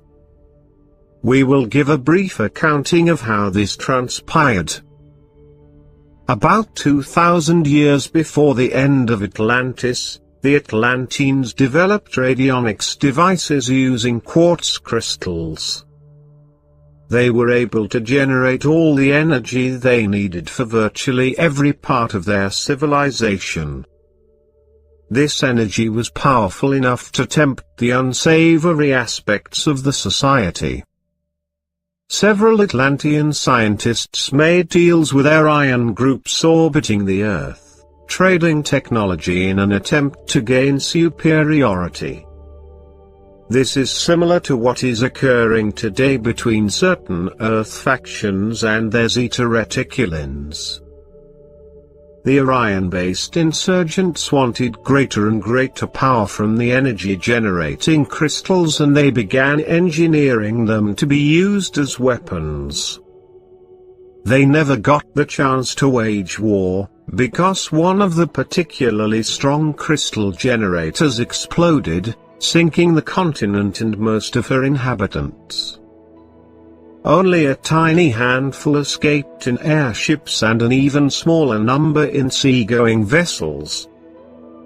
Over 90% of those that tried to escape by sea were drowned in massive tsunamis. Those that fled in airships relocated to what is now Central and South America, as well as Egypt. This channel has discovered that nearly all of the people he works with in past life remembrance and healing sessions had an integral part in the downfall of Atlantis. We, the founders, remained largely in observation mode as usual during this period. It was our perception that what really destroyed Atlantis was an imbalance between the head and the heart. The scientifically oriented hybrids of the Atlantean period had once again suppressed their emotions in a manner similar to the Luciferians, and in so doing, most Atlanteans lost their ability to discern between energies that were supportive of spiritual growth and those that merely led to the accumulation of physical, astral and etheric power. Had the inhabitants of Atlantis been balanced in their emotional and mental bodies, they would have seen what was happening and been able to take steps to prevent it. We see a similar scenario being played out in your modern world today. We will say that you are very close to where you were at the time of the destruction of Atlantis. However, there are two important differences.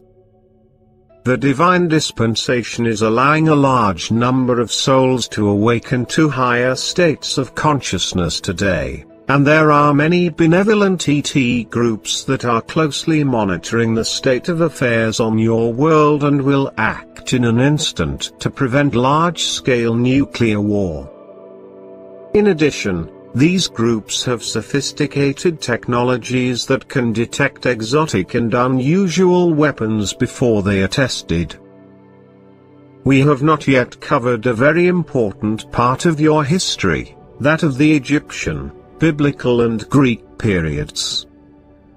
There is another player in the drama that forcefully shaped the cultures emerging after Atlantis, and that was the Syrians.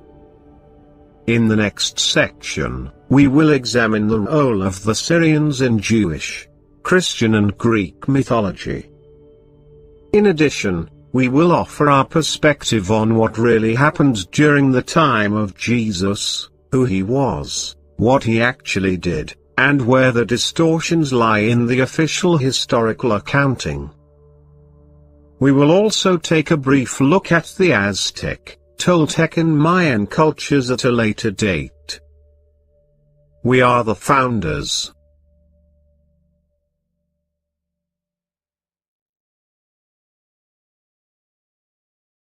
The Founders on Earth History.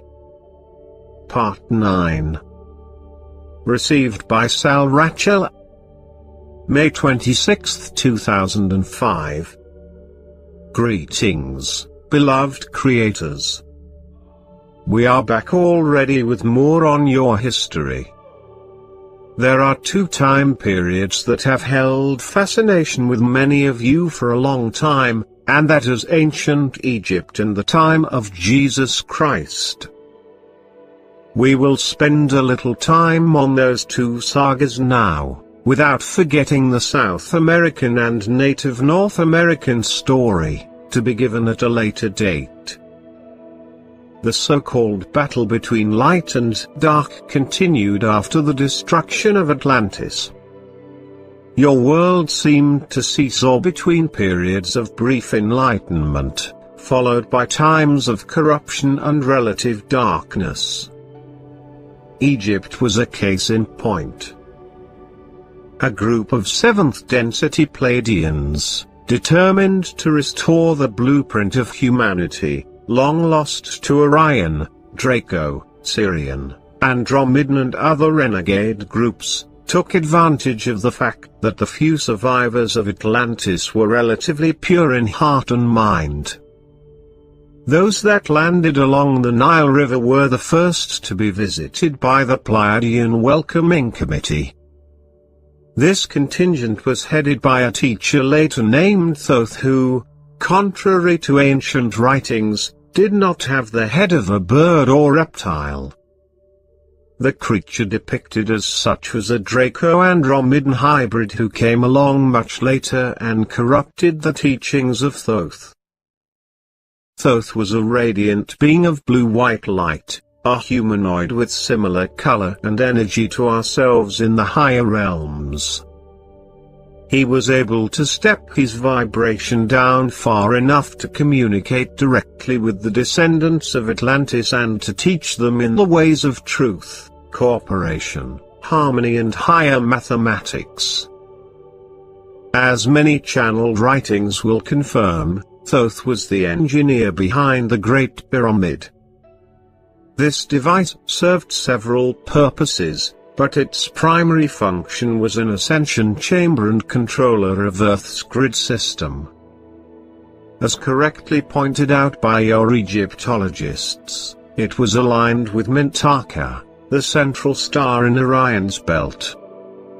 Mintaka became the central point in Orion's enlightened government, following the resolution of the Rigel-Betelgeuse Wars about 100,000 years ago.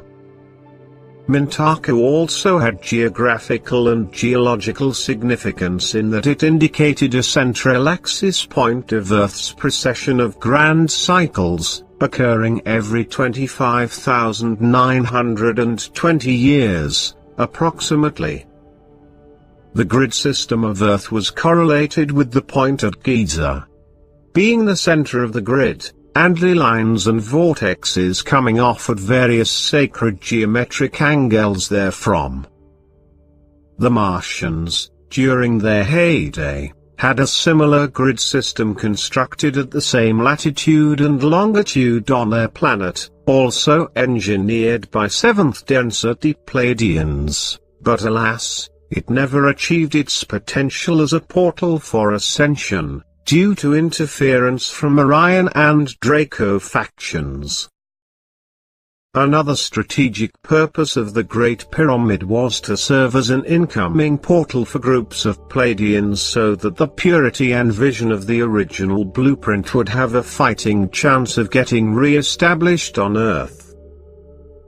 Thoth and his group had a fair degree of success in working with the Atlanteans to construct temples of initiation and soul evolution along the banks of the Nile. Of the several thousand Atlanteans who made this area their home, a significant percentage took part in the ascension activities and initiations in the Great Pyramid. The 7th density Pleiadians constructed the device in a matter of days, using levitation and laser technology. A series of passageways were designed to accommodate those who needed extended periods inside the device in order to accelerate their ascension templates in preparation for moving into 5th density light bodies. The subterranean chambers beneath the Giza Plateau were already inhabited by those who had escaped underground during previous conflagrations. The Pleiadians, in concert with these underground groups, established the Hall of Records several thousand feet below the Great Pyramid. The Sphinx was later erected by another group of Egyptians to mark the entrance to the portal. The pyramid was completed in approximately 10,500 BC. it has only been in the last 20 years that scientists on your world have correctly dated the Great Pyramid. Until recently it was assumed this device was linked to various other pyramids that were constructed, using the labor of the Egyptian people, to serve as tombs for the pharaohs. This channel goes into detail, in his book, on the lame attempts by later Egyptians to reconstruct the ascension chambers after Egypt had fallen to the Syrians. We will have more on that later. Accounts from adepts of the original mystery schools of Thoth can be found sporadically in various stone tablets and channeled writings, including the Emerald Tablets. Essentially, they document the initiations given to prepare the fourth density souls for ascension into fifth density. Ancient Egypt thrived until about 7500 BC, at which time 7th density Syrians from the Sirius B star system arrived on the scene and began unraveling the work of Thoth and his group. The Christian, Jewish and Greek legends and myths are all about the Syrians.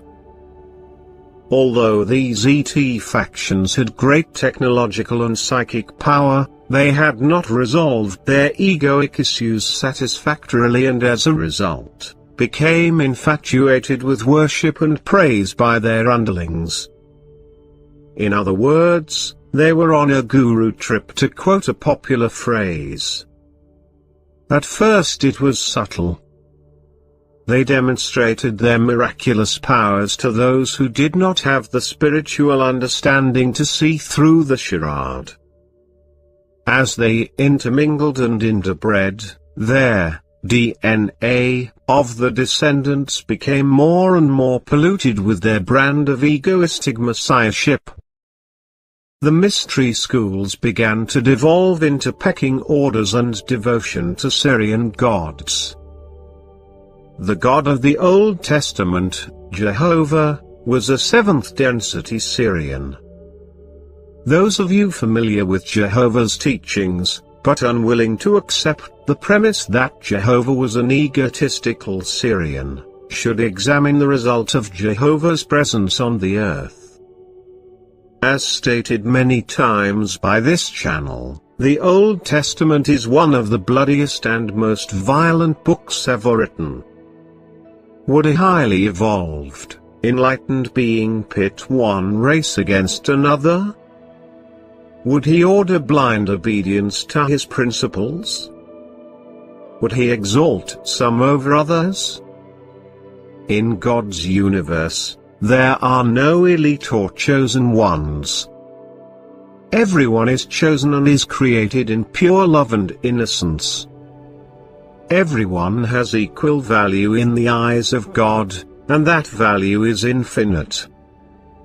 Biblical scholars, Jewish and Christian clerics on your world need to go back to basics and examine the results of ancient teachings. Did they promote peace and evolution of awareness, or did they promote division and conflict? We, the founders, seldom preach, but this point is too important to let pass. Now on with the show. We return you to Egypt during its fall into worship and sacrifice. At the same time as the Syrian invasion, after 7500 BC, the Orions and Dracos began arriving on the scene, and a degree of interbreeding ensued, resulting in many of the part reptilian, part avian, part human forms depicted in later Egyptian drawings. The bird people were a hybrid Draco-Andromedan race, the result of creative DNA engineering, and they attempted to land their native forms on the Earth, with partial success. They, like the Syrians, used their superior technology and psychic powers to enslave the docile inhabitants of Egypt. you can find drawings of the Syrian and Draco-Andromedan gods on the walls of caves throughout Egypt. The pure in heart and mind, seeing the experiment once again go awry, sadly retreated back to the inner planes, and a period of relative darkness descended over Egypt. The ritual sacrifices, mummies, and mystery schools of the pharaohs were all the manifestation of Syrian, Orion, Draco and Andromedan corruption of the original Pleiadian teachings. Had the teachings of Thoth been fully integrated by his students, they never would have been corruptible. The lesson here should be obvious by now. Unless you have fully integrated your ego and higher consciousness, you can be led astray by seemingly well-meaning teachers who themselves have not integrated their egos with spirit. This is the end of part 9. We are the founders.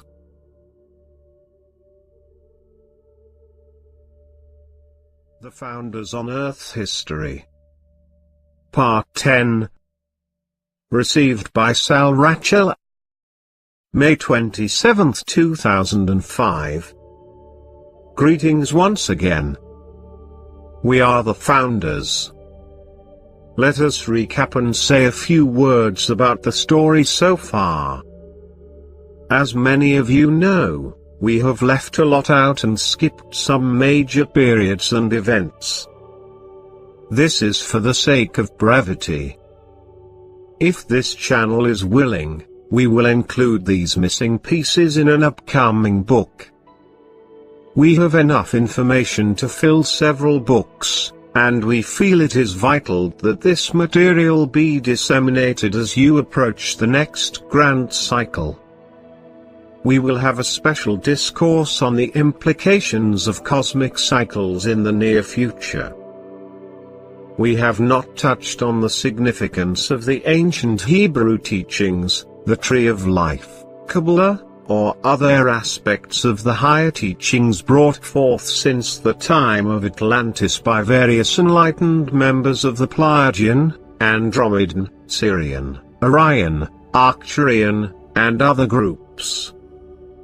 We have also had very little to say about the Galactic Confederation, the Great White Brotherhood, the Archangelic Orders, and the Universal Orders, including the Order of Melchizedek. This channel has a strong Venusian connection, another ET faction that deserves mention in future segments. 1/8 density member of the Confederation, in fact its leading member in this sector of the galaxy, has a special story that we joyfully relate below. At this time, we wish to illuminate your minds regarding the real story of Jesus Christ. It is important to note that the allegorical storyline of one being sacrificed to heal the sins of the masses did not originate with the events 2,000 years ago, but is a theme that has been repeated many times throughout history, long before the man you know as Jesus was carried to the cross. If you dig into the history of different cultures, you will find other such icons whose stories are very similar to that of Jesus. The idea that a savior died for your sins, and the playing out of that drama in a form similar to Jesus, is an attempt by the Dark Lords to get humanity to place the blame outside of themselves in order to keep their problems from being solved. Let's get this straight. Nobody can ever die for your sins, beloveds. That is for two reasons. 1, you have free will and are responsible for everything you do, and 2, there is no such thing as an unpardonable error, or an error that causes you to be defective. You are as perfect as the day God created you, and you will always be perfect and innocent and holy. Lord Sananda, in his book Set, A Course in Miracles made that very clear. There are some factual aspects to the story as told in the New Testament of the Bible, but there are many distortions. Allow us to elaborate. The soul known as Jesus was a direct fragment of the Sananda lineage.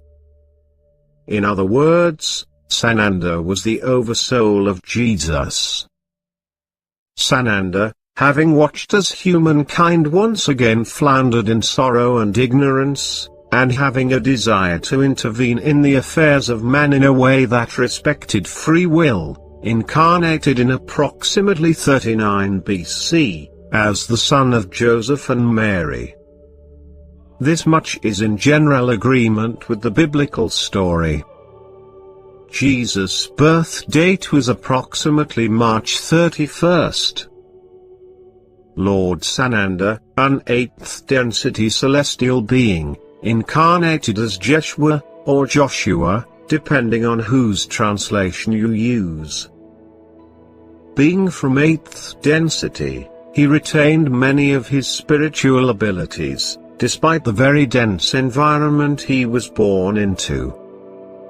As a young child he was very psychic and foresaw many of the events that would later come to pass. Mary and Joseph were at odds with the political establishment to some degree, and they were not married when Mary became pregnant. The virgin birth story is made up. Certain ET factions have the capabilities of impregnating women without going through normal sexual means, but in this case Jeshua came in through normal means. To avoid the social and political consequences of giving birth out of wedlock, and to remove themselves from the oppressive beliefs of the authorities, Mary and Joseph migrated toward Galilee, and eventually near the Dead Sea, where they briefly took refuge with the Essenes. Mary and Joseph left Jeshua in their care and returned to Galilee. Jeshua later joined the Essene order. He spent 3 years building temples and housing for the Essenes, while attending their sacred teachings and learning the Essene way. Along the banks of the Dead Sea, Jeshua learned to have respect for Mother Earth and had a hand in helping bring the much-needed rain, scarce in that region. The Essenes were strict vegetarians and taught a respect for all life forms. They were regarded as strange and antisocial by the governments of the land, but were left largely alone, as they seemed to pose no threat, and always paid their taxes, even though they did not believe in such matters.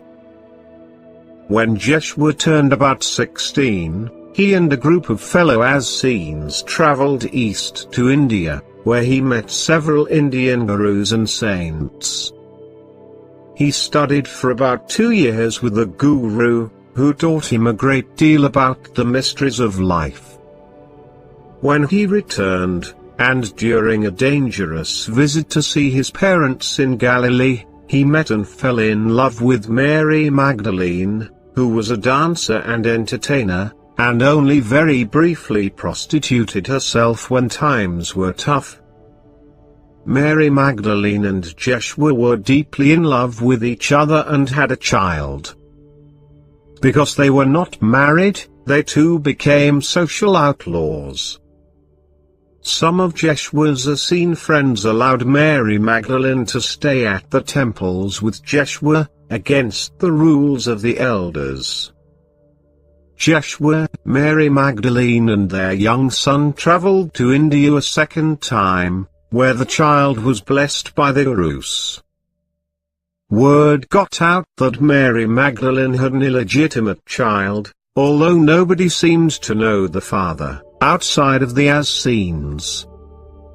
Fearing for the child's life, Miriam and Jeshua left the child temporarily in the care of an Indian saint, and returned to Galilee. It was a few years later before they could return to India, and although they missed their son terribly, they knew he was all right. Mary Magdalene and Joshua paid another visit to their son a few years later, but he remained in the care of the Indian saints when they returned. The political climate was too unstable to risk bringing the child back with them to Galilee. Despite the short time they spent with their son, their influence helped him greatly as he grew up in India. Their son became a wise sage, and his teachings added significantly to the climate of India. Joshua received several visions from Spirit and his soul family and was told to teach higher spiritual principles to anyone who would listen sincerely. He began teaching earnestly in his late 20s, and gathered quite a following. At one point he had about 50 disciples. He and Mary Magdalene kept their relationship and child a complete secret, not even discussing this with the closest disciples. Being highly clairvoyant, Joshua saw that the authorities would eventually kill him, but he was told by his own God self to stay his course and teach as many people as possible the ways of Spirit. Joshua's teachings were highly distorted in the Bible, but a few truths managed to get through. He taught that we are all created in the image and likeness of our Creator, and that we all have the abilities he demonstrated. He taught us to love one another and to forgive our enemies. He did not teach that the way to God was through him alone. Several of his disciples learned how to use their spiritual gifts of healing and clairvoyance, and there are ample stories in the Bible of John going on to perform similar healings. The story of Joshua's involvement in the Melchizedek priesthood is also in the Bible, in Hebrews chapter 7. Once Joshua reached a certain level of awareness, his cosmic family in the celestial realms began communicating with him and reminding him of his position within the Melchizedek priesthood. When Joshua was brought to the cross, he immediately left his body consciously, instead of suffering for 3 days as is taught erroneously. During his life he continually forgave them, for they knew not what they did. After leaving his body, he holographically projected himself back into human form to appear to his disciples and Mary Magdalene on numerous occasions. The body left the tomb because grave robbers stole it. He had no need to resurrect it, as he was already able to materialize a new body once he returned to 8th density. Lord Sananda has fragmented his soul several more times throughout history. At the present time, there are 8 fragments of Sananda on the earth. Some of these souls believe they are Jesus, and to a certain extent they are correct. All great souls are capable of fragmenting themselves dozens of times in order to do service work on lower density planets. Usually oversouls fragment into 12 souls at a time, but this is not set in stone. Many fragments remain in the higher densities to guide the fragments in the lower worlds. The term fragment does not mean incomplete or partial. Each of these fragments is a complete and sovereign being. This channel uses the cell dividing analogy to explain this in his writings. The second coming of Christ refers to the return to Christ consciousness, or the celestial consciousness of higher densities. This was correctly interpreted by Paramahansa Yogananda, and many other yogis and saints. As most of you know, traditional Christianity has very little to do with the teachings of Jeshua, and a whole lot to do with sin and guilt. Fortunately, many souls are expanding their awareness beyond these primitive beliefs. We the founders are grateful to see so many truly doing the greater works that Jeshua taught. During this brief look at the work of Jeshua, we only touched briefly on Mary Magdalene and the Divine Feminine, and spoke hardly a word about Mother Mary. There are numerous channeled articles on these beings, and we do not wish to duplicate the information. We hope we have set the record straight on the lifetime of the one you call Jesus. We are the founders.